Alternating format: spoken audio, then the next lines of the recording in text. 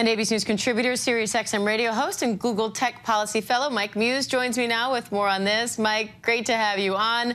I want to take a step back, and I want you to explain this like we're five.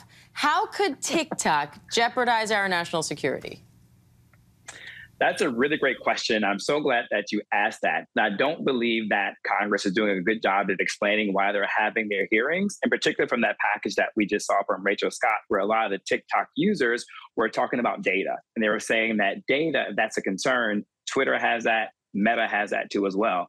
The difference, Diane, what's really important to note, is that ByteDance, parent company, they say they're independent, but we all know that it's owned by the Chinese government, to which the Chinese government issued a statement yesterday afternoon and said that under no condition will they allow TikTok to be sold, which gives you the answer that we're all looking for of how much control China has over ByteDance, i.e. TikTok.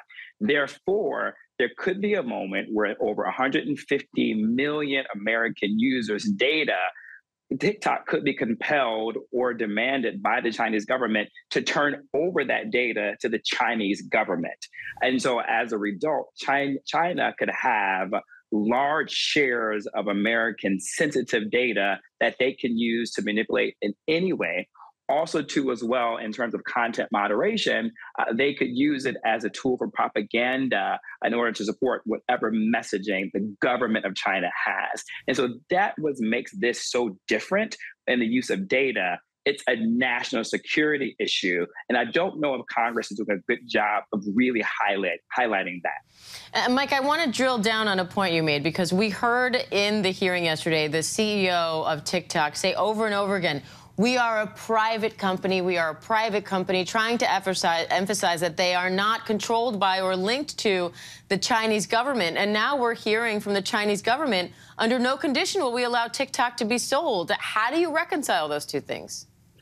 Diane, that's such a great question that you asked. I mean, we saw it play out in real time. In the morning, the CEO was saying we're private. They have no interference. He was trying to assuade the elected officials that they have nothing to be concerned about. They've never seen any indications, nor would they ever turn it over. But then around the afternoon, the Minister of Commerce of China issued a statement and said, under no condition.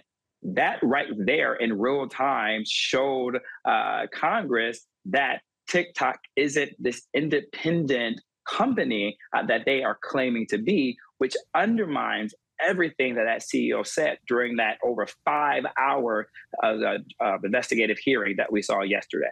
Mike, I'm out of time, but really quickly, any other options here for the U.S. government besides an outright ban in the U.S.? No, Diane, because of the fact of the way the Chinese government issued that statement, the only thing now that the administration could do is work with Congress in order to work collectively to issue a ban outright. And so as a result of that statement, the options have become extremely limited for Congress and for this administration. All right, Mike Muse, always great to have you, Mike. Thank you.